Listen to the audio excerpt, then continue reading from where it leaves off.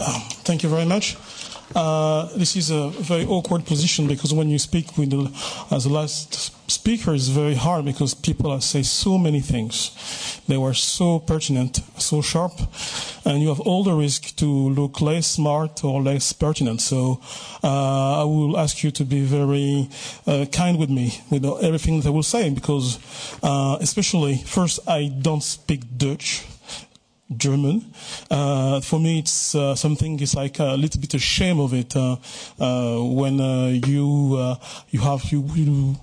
an activist of a very integrated Europe that you don't speak that language. But maybe one day, inshallah, I will speak German. But I will speak in English because my French is not that good. Also. Because if I see, after listening to all this discussion during 2 days, even if I am a French citizenship, I'm always a migrant. This is something very strange. The conditions of my legal condition didn't change anything to how people see me and measure me. And this is when one of the people on the floor said that it's very important to say that we are German. This is also a question to say, how is it possible to always call people migrants when they didn't migrate? For example, in France, you have people from Arab African descent. They were born in France. Some of them are French now, others are not, but they still calling them migrants when they didn't migrate from any place, maybe just from the belly of the mother. But up to now, they're still seen as migrants. And when we are talking about words and the importance of concept, the first concept is how do you see the other person? And seeing people always like migrants is like keeping a frontier between them and us. And this is something very important to say, and especially when we talk about integration. Integration. Today in France, this is a concept that many people now don't accept anymore for many reasons. First of all, because they say, why should we be integrated in a society where we are a fully member, where we produce a tremendous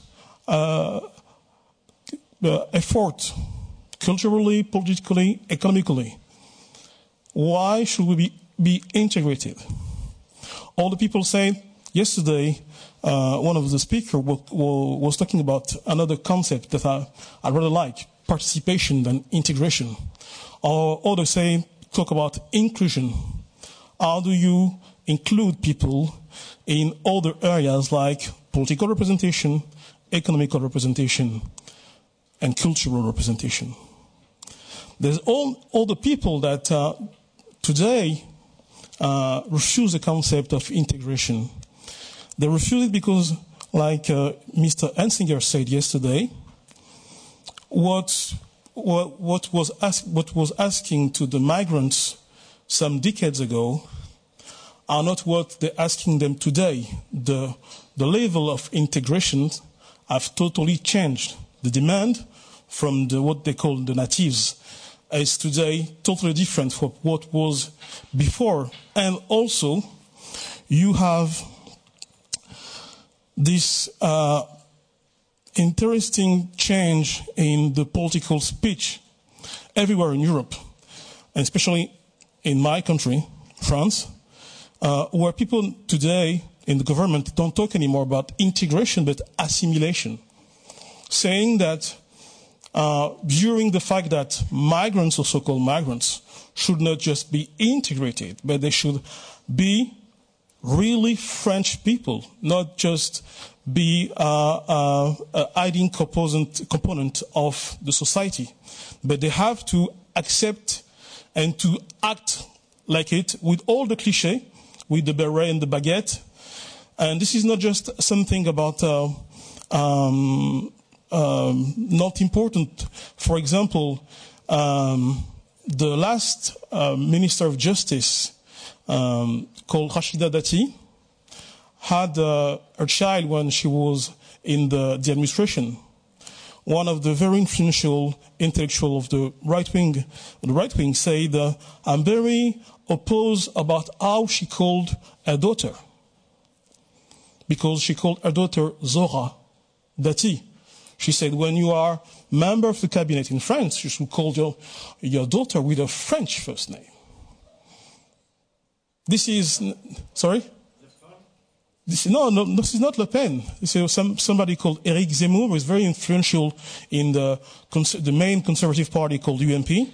And he said that when you are a member of the cabinet, you should assimilate yourself. And one of the final expression of the assimilation is to call your children by a French first name, saying that the Italian did it, the Portuguese did it, and everyone did it. And why wouldn't the Africans and Arabs won't do it? And this speech is not just a speech. It's now also, you can see it in many decisions of the French government and of different European administrations. For example, we had these crazy debates about Islamic veil. Should women wear a veil in school, or even now, are they allowed or not to wear a full veil in the street? So you have the implementation of many new legislation that doesn't first aim the migrants, but have a tremendous impact on how they see them. In the same thing, you also see you have different decisions recently. You could see that we have the suppression of 64,000 jobs of teacher in France. 64,000. And that has a direct consequence on the schools where you have the high concentration of migrants and children of migrants. And what we see is that in those areas, despite of all the legislation taken by the government, you still have an incredible unemployment rate, like 20% of unemployed people, or sometimes 40% of unemployed people in the poor suburbs of France, for example. And despite the fact that France can take many legislation, what we should see, and many people say that, it's what's the outcomes of the policy taken by the administration. And the outcomes today is very, in fact, we can question it a lot.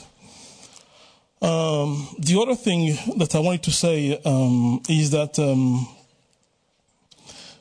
we are talking about Europe and migration today, but we should also see what kind of EU legislation we have.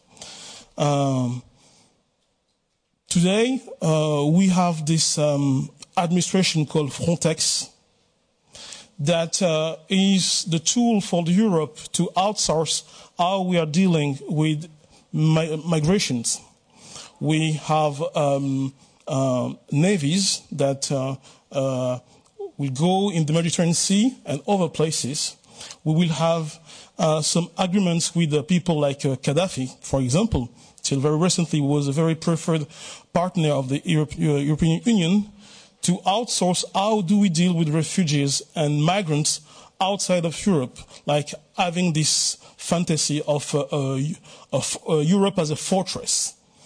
Or what we should say to ourselves is that the world is not closed. We cannot live just between us.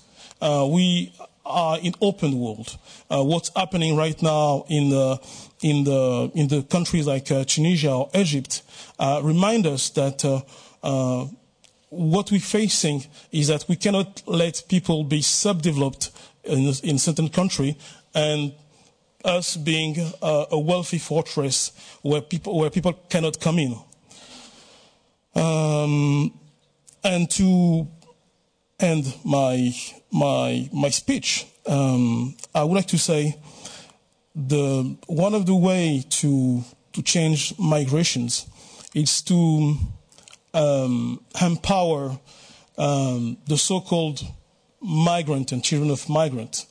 As soon as tomorrow they will see somebody who has an African origin or a Pakistani origin that will be mayor or CEO of a company, that will help the integration or the participation or the inclusion of the so-called migrants. And to finish, we have to build together a project of a common Europe, a Europe that's not just that just seek migrants for what the value they have economically, but what do they bring for us for the European society that we want to build. Thank you very much.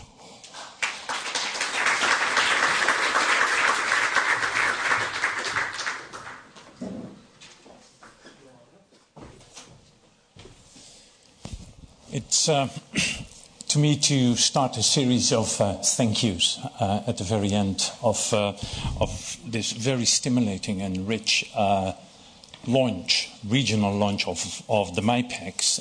And I want to do that first by giving you some reflection from my side on the many comments we have had, critical and positive critical. And then I will begin to thank the organizers. This is all with a view to think again about how we can use the MIPEX report as from tomorrow, as it were. So I would like, in my response and reflection, to concentrate on that. Now, the comments I've heard on the MIPEX, both in the plenary and in the various workshops, I grouped in three. There were questions raised with regards to the scope, the content, let's say, the areas we cover. Questions were raised about whose integration MIPEX is talking. Let's say the groups of people covered. And thirdly, there were questions raised about, okay, you have MIPEX, you have the policies, but do they work out in practice?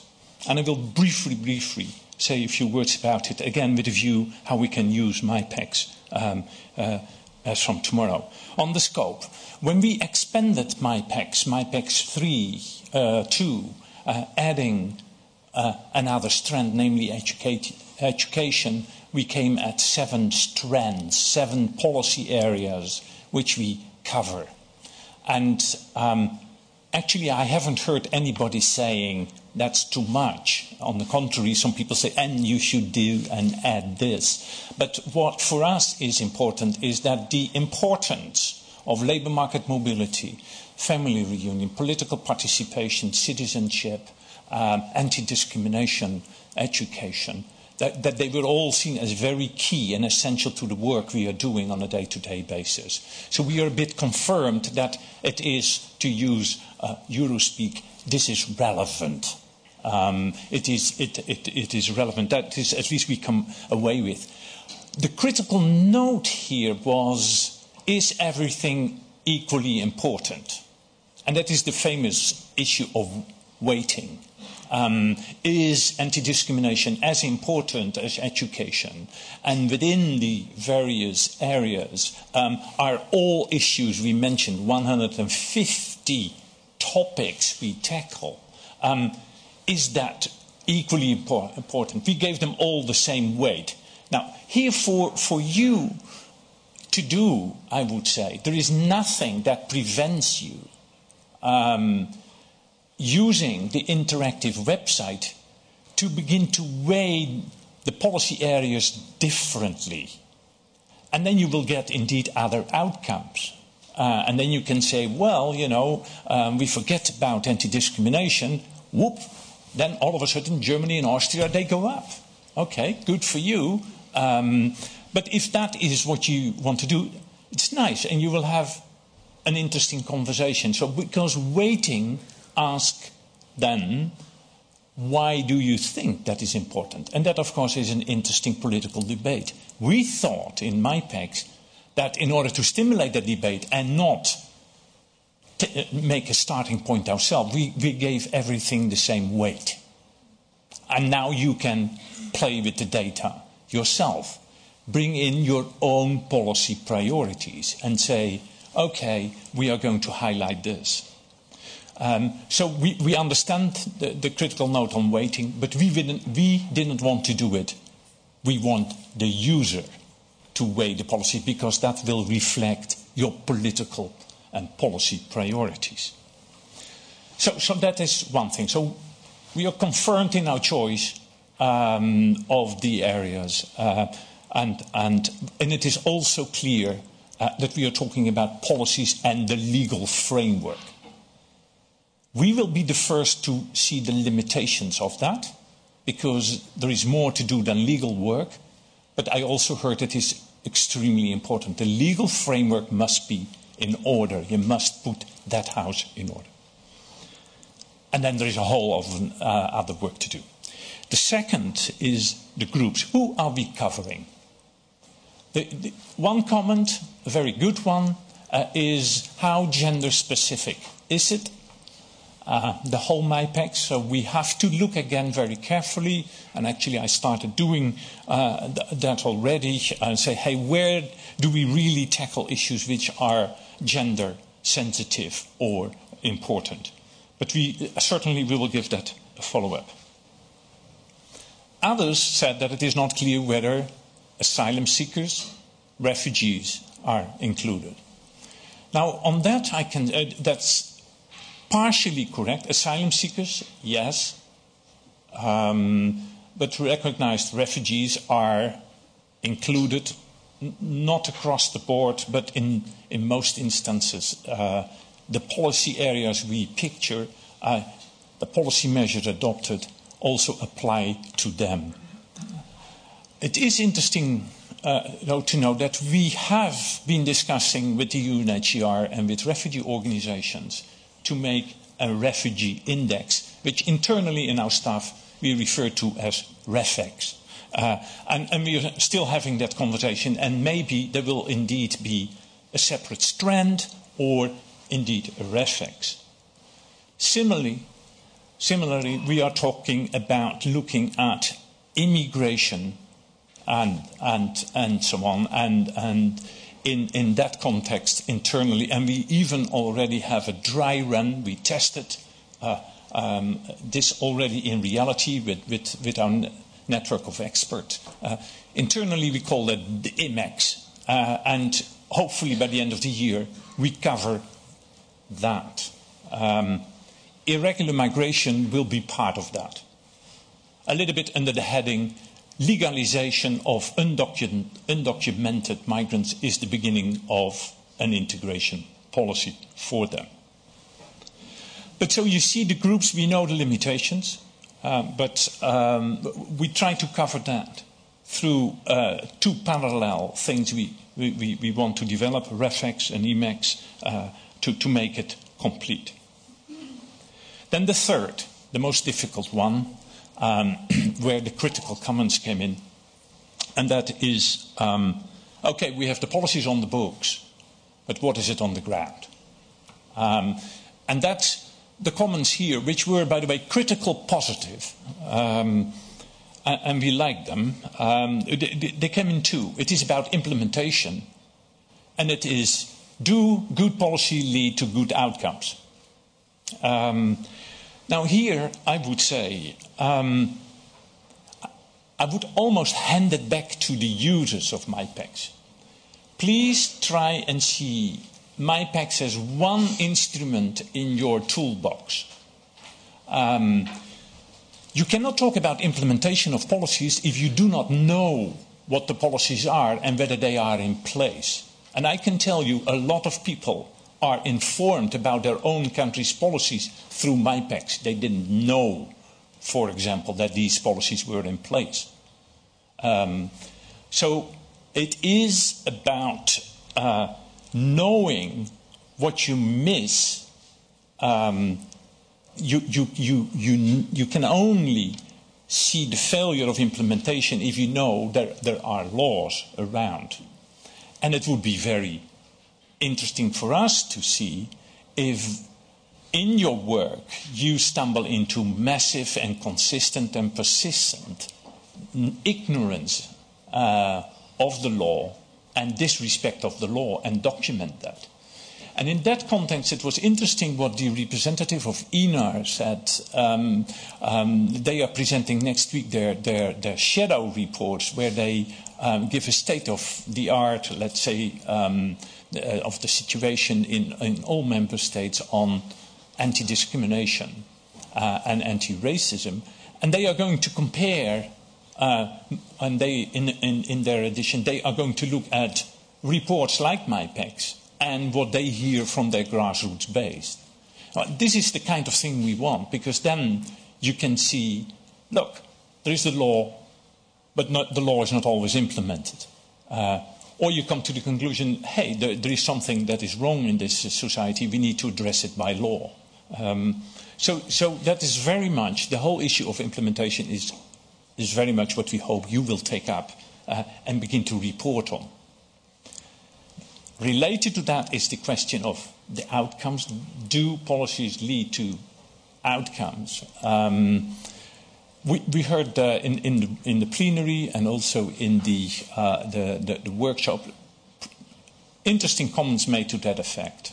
And they all actually, if you very carefully listen to them, you see what comes clearly to the front is you need more than only policies in order to get good outcomes. So you need the policies, but it is not a guarantee that you get good outcomes. So where people who are working mostly on outcome indicators, for example, the OECD, Eurostat, if they see what they consider a good outcome, they have to go back and say, but how can we explain it? And then lots of factors come into play, including policies. And what we do as policy think tank, we look at the policies and then begin to say, where do we then arrive at good outcomes? And at some point in time we will meet each other, as we do on conferences like this, and we have a meaningful conversation. And that is what we hope you are going to do as well, and begin to understand why some policies are successful and others not. And you can do that scientifically, and there are other ways of doing it. But our argument would be you have to find a way to indeed bring a MyPACs together with these big statistical data and see whether you can relate them somewhere. And as I said, we begin to do that. We have done it here. We will do it in the coming sessions of presentations. We are sure that leads to very interesting discussions. So to conclude, we know the limitations of MyPACs, but we also know the value and how it can be used. We see it, and hopefully you will see it in the same way, as one of the instruments you have to change policies for the good. This is about policy change. And as long as you know that it is only one instrument, you can be hardly disappointed because you know what you have when you use that instrument. So thank you very much for all your comments, stimulating as they were. I would like to close this launch here in Germany for this particular region of Europe by thanking the equipe that has organized this, Mekkonen and the Heinrich-Böll Foundation, Guido Janssen and the British Council, Katie from the British Council in Brussels, who is overseeing all of this, and all the people that work with them. I want to thank them very much, and I can indeed say on behalf of the British Council with which we do this project together, we thank you all very much, including the interpreters, for this wonderful event.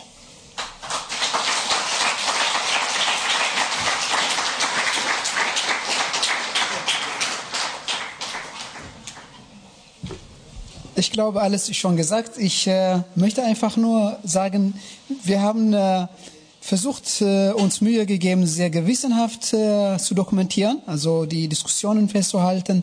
Dort, wo die Vorträge auch verfügbar sind, werden wir auch dokumentieren, also sodass wir versuchen, eine umfassende Information online zu stellen. Das, was wir haben, werden wir nicht bei uns irgendwo speichern, sondern werden wir online stellen. MyPax ist sowieso interaktiv nutzbar, so wie es gerade eben auch von Jan Nissen gesagt wurde. Aber darüber hinaus gibt es auch eine deutsche Übersetzung, also sowohl die englische Version, also der gesamte Studie, auch die deutsche Version, die gesamte Studie, aber auch Deutschland nochmal separat. Alles ist online verfügbar, entweder auf der MyPax-Seite oder auch auf der Seite der Heinrich-Böll-Stiftung und British Council.